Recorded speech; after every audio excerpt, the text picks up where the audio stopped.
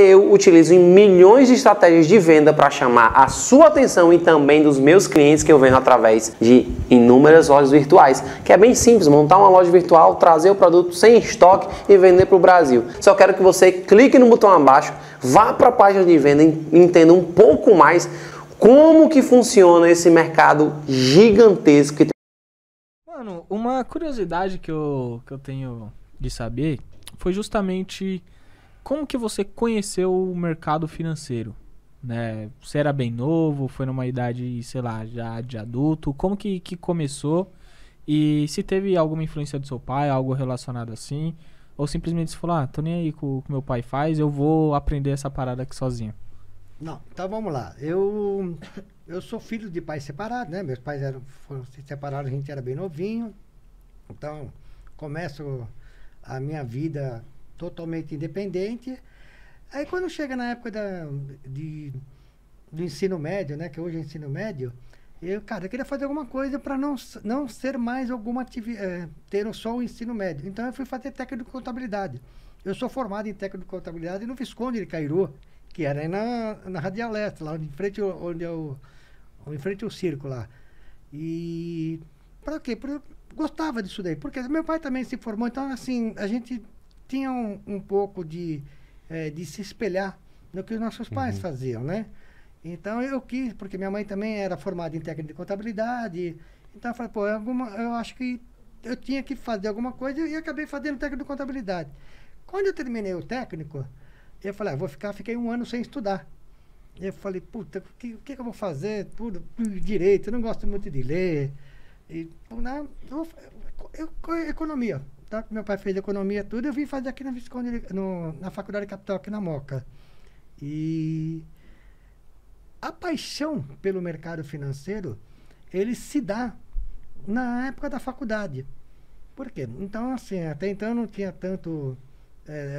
eu não era tão próximo do meu pai, tudo. Então, a gente sabia que o mercado financeiro era um mercado promissor. Entendeu? Mas não sabia se ia ser como é hoje, com essa facilidade de material que se tem, internet e tudo, que acaba ajudando. Aí, quando chega lá em 86, que eu entro para a faculdade, porque o primeiro ano era... Você fazia o normal, né, na faculdade, e depois você escolhia o curso. Todos os meus amigos escolheram administração, porque era 4 anos, e economia era 5. E eu falei, então eu vou fazer, tanto que eu termino a faculdade em 91. E até então, quando eu terminei a faculdade, nesse período eu voltei a falar com meu pai. Nós tínhamos ficado afastados um tempo, tudo. Então, em muitas situações ele chegou a me apoiar bastante. Pô, isso aqui é bom, isso aqui não é bom. E então a gente se conversava um pouco. A influência de eu vir para o mercado financeiro, ele se dá lá no ano de 2000, entendeu? Aí depois eu vou para 2000, depois eu vou voltar um pouquinho. Se dá lá no ano de 2000, por quê? Um desejo de poder ajudar mais e também ganhar dinheiro. Boa. Nada de ajudar mais e ganhar dinheiro. Por quê? Meu pai já estava com 60 e poucos anos, então um dia ele falou assim para ele, pô, filho, eu tenho os clientes lá na corretora que eu atendo tudo, e se não tiver ninguém, um seguidor, entendeu? Vai acabar. Então é um negócio que vai acabar indo embora, né? Então eu comecei assim a me interessar mais por isso. Entendeu? A começar a me interessar pelo mercado de ações. Entendeu? Então, onde eu começo a investir, lá 87, 88, que eu começo os meus primeiros investimentos em bolsa de valores. Então, como que era o investimento que eu fazia? Pai, o dinheiro. Que ações você comprou? Comprei Corbeta, comprou lá as açõezinhas que tinha na época, né? Que meu pai não era milionário. Meu pai não igual nós aqui, tá batalhando tudo, dava aula à noite, fazia uma série de outras coisas. E nisso daí que você começa a pegar coisa. Então, por quê? Hoje a gente tem a internet, abre o celular lá, vê a cotação, tudo. Puta, a gente tinha que esperar o jornal no dia seguinte. Vamos chegar lá, eu pegava o jornal lá, página 10. Puta, subiu. puta, não aconteceu nada aqui. Ele passava o dia todo. Então, eram umas ações sem liquidez nenhuma. Então, você olhava tudo e estava com o mesmo prefácio. Pelo menos não sobe, não cai, não passava tanta... Não desvaloriza, então... E também não ganha dinheiro, né? Então, eu fui pegando a vontade do mercado financeiro. Mas antes de eu ir para o mercado financeiro, em 87, mais ou menos, meu pai tinha comprado uma casa lotérica de um cliente, tá? No cliente dele. E, cara, comprou a casa lotérica, tudo, e aquele negócio, comprou, porque o negócio de ganhar dinheiro e quem vai tomar conta? E eu tava assim, era um jovem, moleque, tinha 20 anos, 21 anos, tudo. Faria qualquer coisa para trabalhar. Aí meu pai falou assim, e eu tinha um dinheirinho guardado, porque eu trabalhei muitos anos numa multinacional, então eu consegui juntar um dinheiro. Falei, puta, eu ia montar uma oficina mecânica, porque eu gosto de carro. Eu gosto de mexer, ia montar uma oficina. Já que você vai montar uma oficina mecânica, tem uma casa lotérica, eu não sabia disso. Então, quer comprar? Compro. Cara, paguei o preço que ela valia mais alguma coisa. Não teve nenhuma. Eu tenho o contrato guardado até hoje, isso daí. Contrato lá, paguei em 10 prestações, tudo. Depois eu vi que eu paguei certinho, não teve... Né, coisa. Aí eu comecei continuando trabalhando nessa empresa e com a casa lotérica. Até então, não dava muita atenção para a casa lotérica toda assim, porque eu tinha um bom salário. Então, assim, você não olhava. Aí chegou um belo de um dia, em 91, a empresa lá me mandou embora. Eu falei, cara, o que eu vou fazer? Trabalhar na lotérica. A multinacional, no caso. Eu trabalhava na Monsanto, que hoje foi comprada pela Bayer. Era no setor agrícola, né? Roundup, herbicida. Você começou na Monsanto ou teve outro antes? Eu comecei a trabalhar com 8 para 9 anos. 8 para 9 anos, então, legal. Agora vamos voltar mais. Com 8 para 9 anos, eu fazia feira. Eu tinha carreta. Eu fazia carreta lá na Vila Medeiros.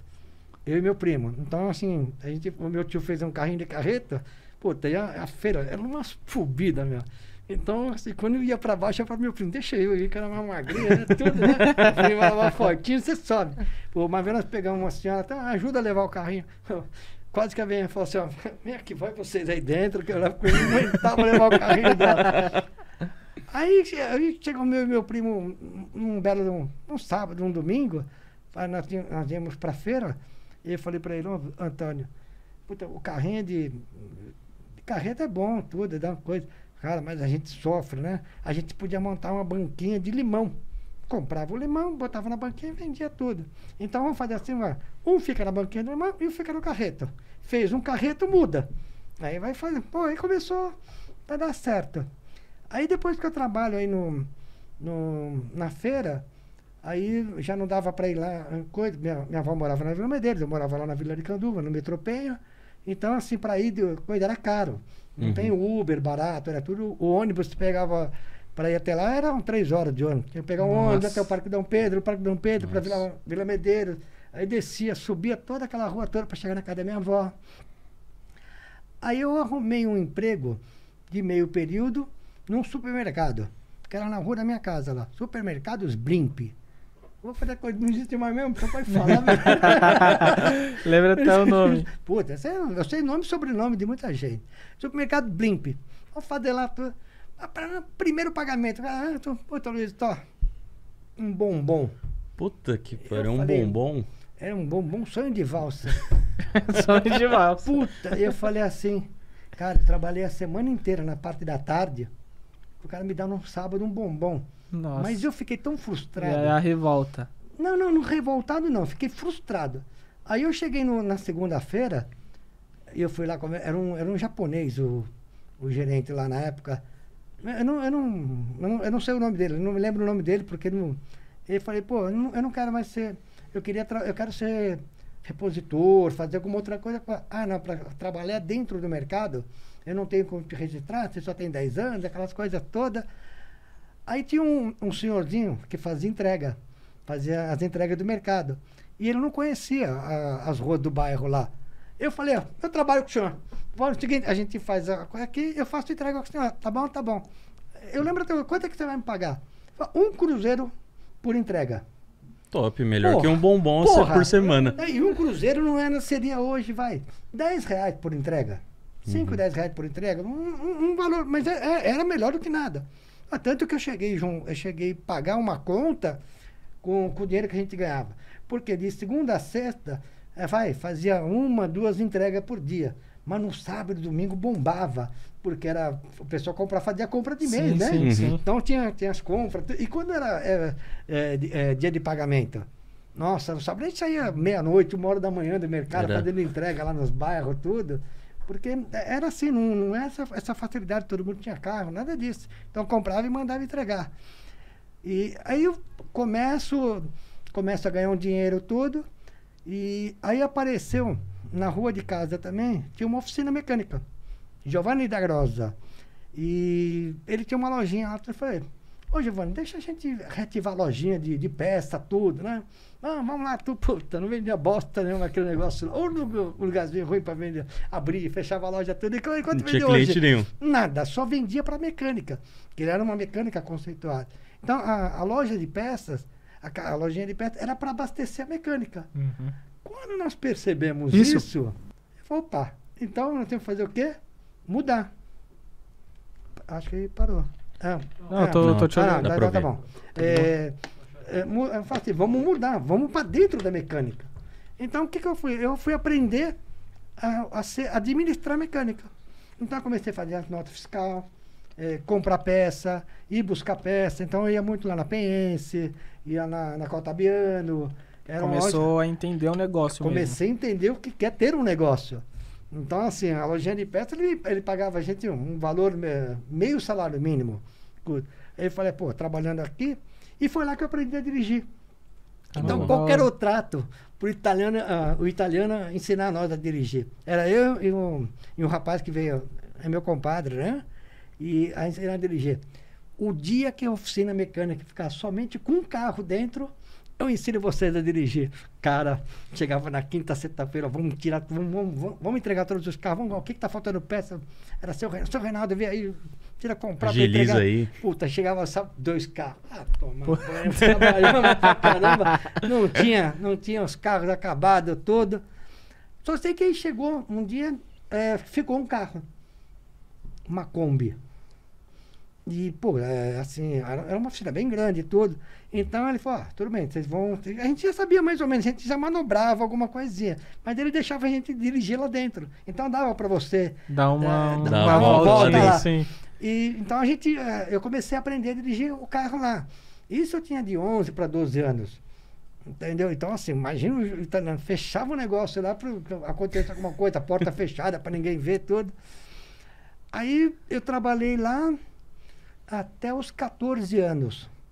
Aí de 14 para 15, aí você já está um pouquinho mais, você começa a crescer, começa a entender, né? Então, assim, ele pagava pra gente meio salário mínimo, um salário mínimo, e, cara, a gente acha que a gente merecia ganhar um pouco mais, ele não tinha condições de pagar mais mesmo. Uhum.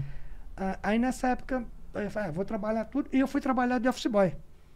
Primeiro emprego que eu arrumo, foi através de agência de emprego, que foi lá pela Gelre, eu arrumei na Novo Norte.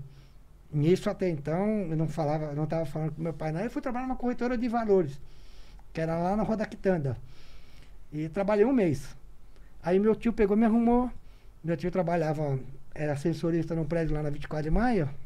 Ele falou assim, Luiz, eu acho que arrumei um emprego tanto para você como pro teu primo, né? Pro filho dele. Então, assim, esse meu primo, ele foi trabalhar numa multinacional, acho que em Santa Amaro, era longe pra porra. Longe pra sim, Pô, meu primo acho que pegava 2 ou 3 ônibus. Nossa. Que era da Vila Medeiros, ou quando ele estava lá embaixo, ele pegava na Vila Sabrina, descia, não sei onde, pegava no seu ônibus para depois ir lá para Interlagos, lá, Santa Amaro, Interlagos.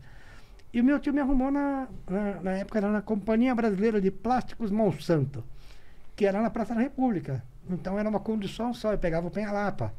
Já era mais fácil. Tava lá no centro. Mas não é tão simples assim, não. Porque o Penhalapa, você pegar o Penhalapa às 6 horas da manhã... Dá volta na cidade toda e lotado, né? Não. O Penhalapa, eu pegava ele na Rua Goiaúna, ele já ia entrar para entrar na Radial Leste. Já pegava radial direto. Então, e para você entrar na Ruelona, quando ele já vinha, ninguém chegava, a gente andava tudo pendurado. A gente era surfista de ônibus, tudo pendurado lá de fora. Tudo. O ônibus cabia 40, tinha 100 lá dentro. E ó, quantas e quantas, não foi nenhuma nem duas, umas trocentas mil vezes. A gente descia por trás na Praça da Sé e pagava o cobrador, porque não tinha como passar para frente. Sim. Não é essa facilidade que tem hoje. E aí eu vou trabalhar na Monsanto, isso em 1980. Aí eu trabalhei em 1980 até 1991. Nesse período, eu consegui juntar dinheiro, entendeu? Então, assim, eu mantinha a minha casa toda. Então, na assim, Monsanto você começou a ganhar muito mais, né? Para você ter uma ideia, eu lembro até hoje, isso daí virou... Se existisse uma câmera na sala do cara que me entrevistou, eu acho que ia ser um meme. Porque ele chegou... Eu lembro que eu ganhava 1.100 cruzeiros. Aí eu fui fazer entrevista, João Alves do Zero. Ele fez entrevista comigo, tudo, ó. Tá, tudo bem, você vai ser aprovado, passou office boy e tudo, né? O teu salário vai ser 4.104. Eu peguei a máquina de calcular dele aqui, chover, vai dar pra eu pagar isso, vai dar pra... Falando com o cara, tá fazendo entrevista. Vai dar pra outra, e vai sobrar 2.000. Cara, era muito dinheiro. Sim. Uhum. Tanto que esse dinheiro começou a sobrar. Em um ano, eu comprei um carro. Entendeu? Só que eu não podia dirigir. Então, o que eu fiz? Minha mãe foi tirar carta. Minha mãe não dirigia. Então, meu avô, na época lá... Mas você não podia dirigir porque não tinha... Era novo. Era novão. 14, 15 anos. 15 anos. Não podia dirigir. Mas daí eu falei, vou comprar um carro. Entendeu? Dava pra pagar. Pô, 14 Você tá pagando as contas de casa, já tá sobrando. Então, e naquela época, assim, era carnezão mesmo, entendeu? Você pegava uns carnezão de 72 prestação, 30 prestação, era a coisa mais normal que tinha. Não sei onde você conseguia isso. Vai no Mapping. Mapping lá, na financeira do Mapping. Eu quero comprar o carro, tudo. E nessa você leva o carro, o cara vai lá, volta com o carro. Aí o cara da agência leva o carro lá para provar o financiamento. Não era tão simples, tão rápido. Uhum. Para você comprar um carro, você levava um mês para pegar o carro. Caramba. Até aprovar o financiamento, tinha que fazer. E como eu trabalhava numa multinacional, aí era tinha rápido. credibilidade, né? Então a coisa saía até mais rápida. E aí nessa época eu comprei o carro. Acho que foi em 80 para 81. Eu compro o carro. Aí minha mãe começa a dirigir. E aquele negócio, né? Aqui no meus carros era tão bem tratado, só faltava limpar com cotonete, né, meu? limpava, encerava tudo. Você lembra qual carro que era? Eu tinha uma Variant CH6642. Aquelas grandonas, né? Variante. Hoje tem até uns memes aí, né? A variante Delta, né? Entendeu? Eu tinha uma Variant, entendeu? E quem que era essa Variant? Era do meu avô, por parte da minha mãe. Porque o meu avô, ele já tinha uma idade boa e ele queria se aposentar. Então, naquela época, ele comprou um táxi. Então, assim, eu comprei o carro dele para ele juntar o dinheiro para comprar a placa e o carro. Legal. Então, ele juntou, assim, feito aquele bem bolado, eu continuo pagando prestação, porque batalhou para se aposentar. E morreu com o táxi, dirigindo o táxi. Caramba. E parece esses dias agora de agosto, assim, mais ou menos essas datas. Não lembro qual, mas eu lembro que foi no ano de agosto. E, cara, e era assim, e a gente vibrava com isso daí. Puta, aí não podia dirigir, cara.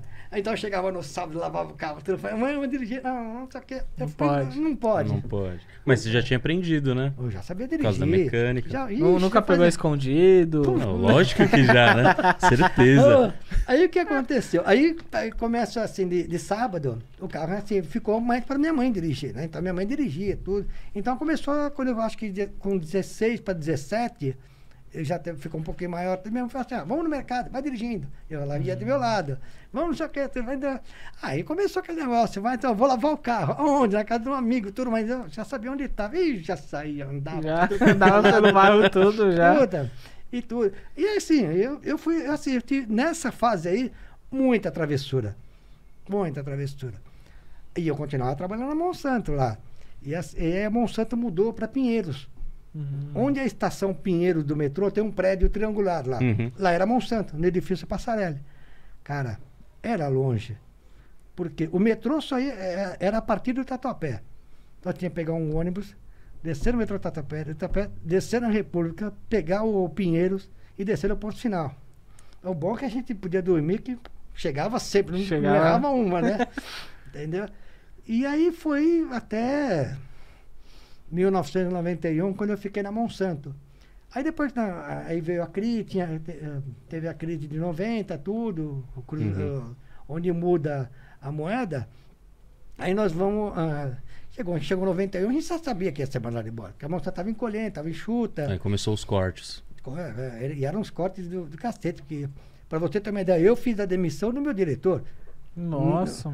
Porque ficou só eu no departamento. Aí mandou todo mundo, até o diretor, porque o diretor era americano, a secretária também, tudo, e acabou ficando só eu no departamento, na época.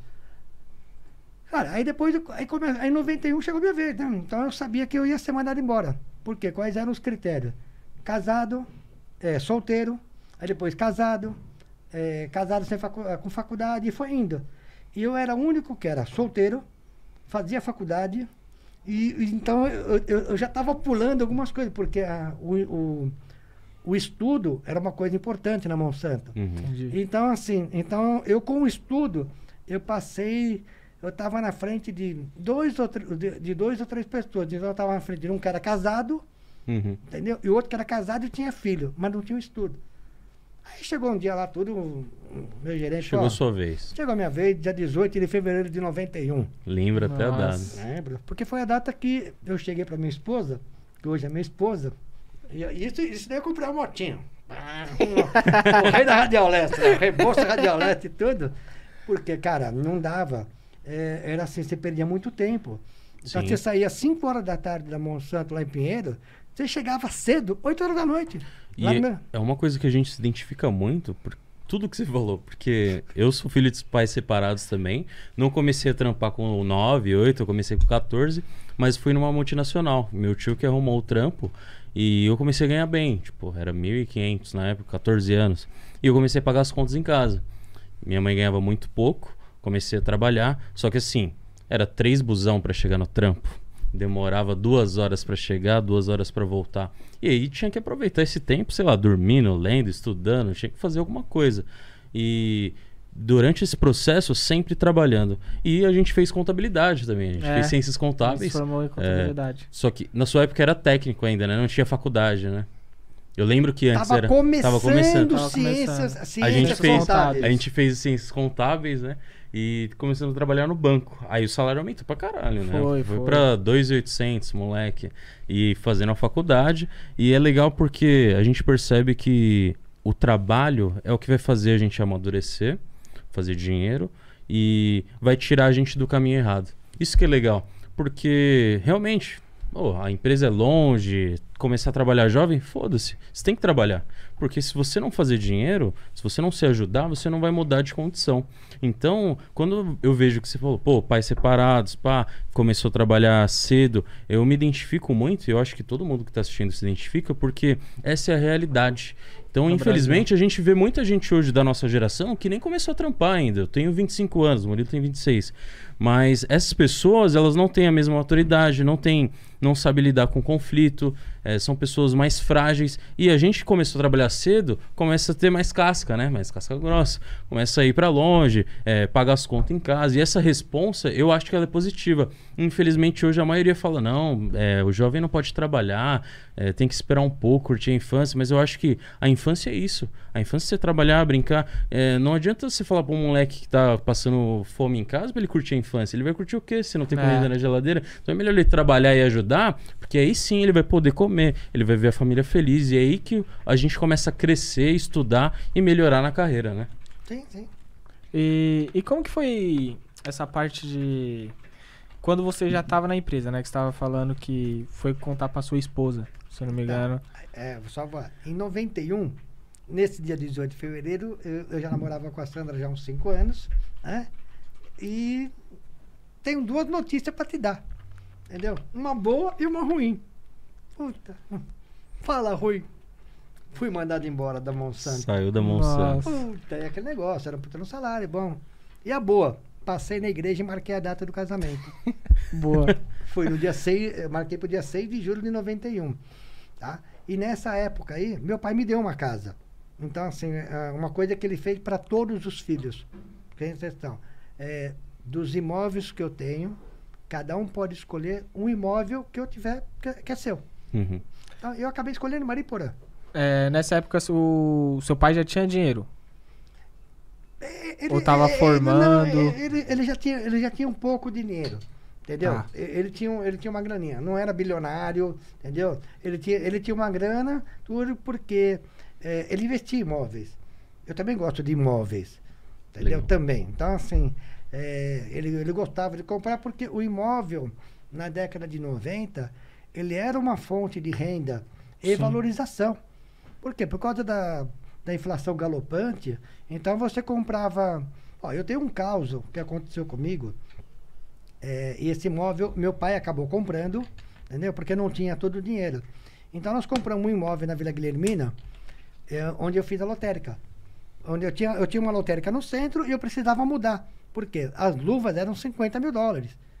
Pra você pagar de luva para ficar numa lojinha de 3 por 7. Lá no centro. Rio Branco com Aurora. Lugarzinho light. Bonzinho lá. Entendeu? Mas era assim, era do lado do tribunal. Só que o cara pediu $50 mil de luva. Naquela época, isso daí era normal. $50 mil, $100 mil. Falei, $50 mil era muito dinheiro. Era 50 e poucos mil reais. Aí eu... O dólar não tava nem 2. Não, era 90 centavos. 80, ele começou de 1 para 1. 80, 90 centavos. Aí o que acontece? Aí quando eu compro esse... meu pai, nós vamos lá, eu tive que ir na Caixa, e a Caixa estabelece limites para você, onde você pode ir.